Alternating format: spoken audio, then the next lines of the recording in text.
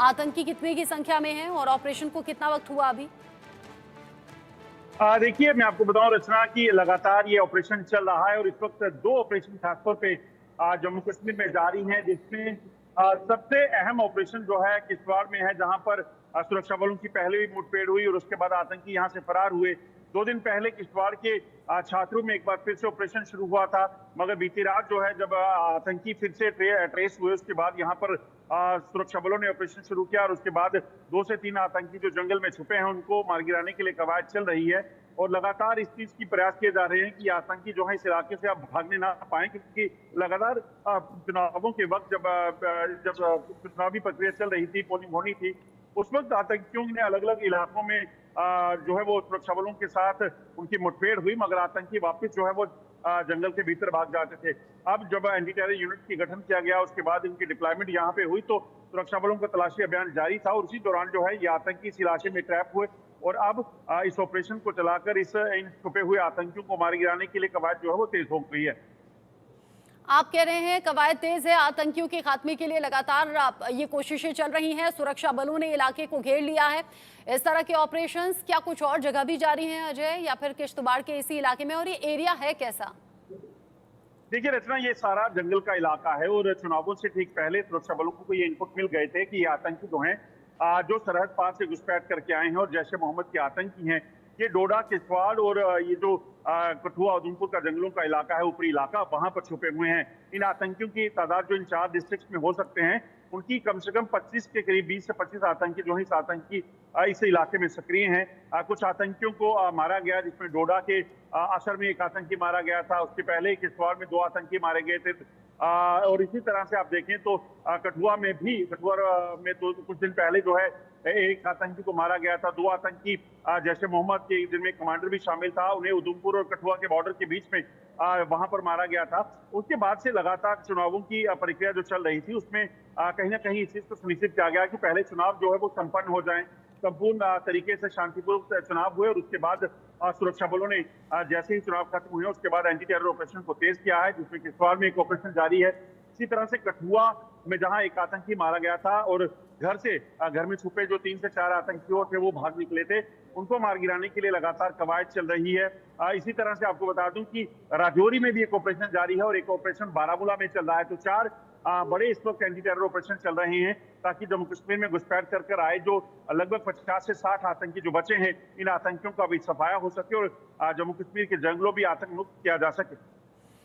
आतंकियों से मुक्त करने का ये जो मिशन है वो लगातार जारी है। अलग अलग हिस्सों में इस तरह के ऑपरेशंस चले हैं। चूंकि अब तीनों फेज का इलेक्शन हो चुका है अजय, ऐसे में अब जो पूरा ध्यान है वो काउंटिंग डे यानी कि 8 अक्टूबर को लेकर भी हो रहा होगा। सेफ सिक्योर माहौल के बीच में शांतिपूर्ण तरीके से काउंटिंग हो और एक साफ सुथरा और सेफ सिक्योर माहौल लोगों को मिल पाए।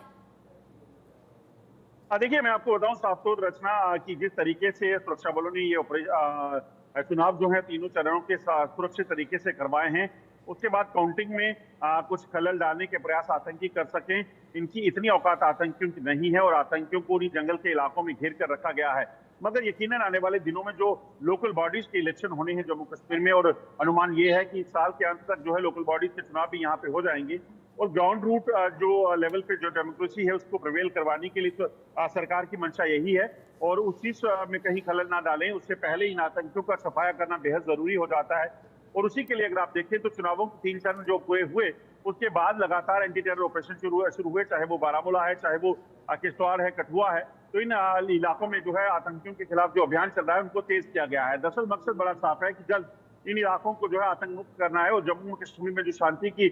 दौर चल रहा था उस शांति के दौर को कायम रखना है और पाकिस्तान के नापाक इरादे जो जम्मू कश्मीर में अशांति फैलाने के हैं उसको किसी भी तरीके से नाकाम करना है। अब नाकाम करना है आतंकियों की इन साजिशों को भी और खात्मा करना है आतंक का भी, इसीलिए ये ऑपरेशंस जारी हैं। जंगल का ये इलाका है, मौसम तो साफ होगा अजय, अभी मौसम की तरफ से तो कोई बाधा नहीं होगी। देखिए, जहां तक इस इलाके की बात की जाए तो इस इलाके में, पूरे इलाके में जो है सुरक्षा बलों ने खासतौर पे जो है वो कमर कसी हुई है और ऑपरेशंस को चला रही है। यकीनन मौसम में एक वादा रहता है, क्योंकि हमने देखा कि जिस दिन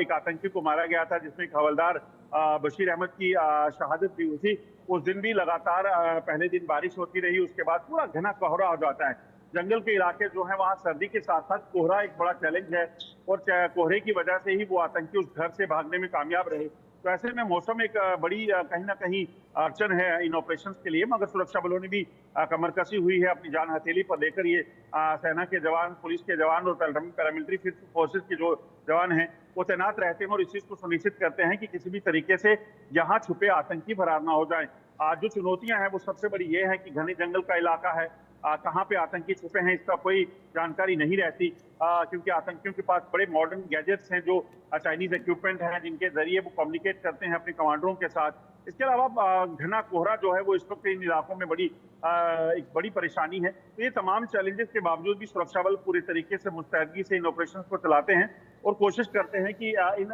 पाकिस्तानी आतंकियों को जो इस इलाके में छुपे हैं उनको मार गिराया जा सके। और ये कंफर्म है कि ये पाकिस्तान से हैं आतंकी, अजय? देखिए, बिल्कुल रचना, जो जानकारी है उसके मुताबिक जैश ए मोहम्मद के आतंकी संगठन से ये ताल्लुक रखने वाले आतंकी, जिनकी संख्या यहाँ पर 20 से 25 हो सकती है, वो डोडा, किश्तवाड़ और कठुआ उधमपुर के जंगलों में अलग अलग ठिकानों में जो है अलग अलग ग्रुप में बैठे हुए हैं, हाँ। हुए हैं, और जब भी उनको मौका मिलता है तो वो वहां से हरकत करने की कोशिश करते हैं। मगर टेक्नोलॉजी का इस्तेमाल करके, नाइट विजन डिवाइसेस का इस्तेमाल करके सेना भी इन आतंकियों को ट्रेस करती है, और यही वजह है कि पिछले कुछ समय में इन आतंकियों को ट्रेस करने में सफलता मिली और कुछ आतंकियों को मार गिराया गया। कवायद लगातार तेज की गई है और जल्द इनको इनका सफाया होगा, इनको मार गिराया जाएगा। उस चीज को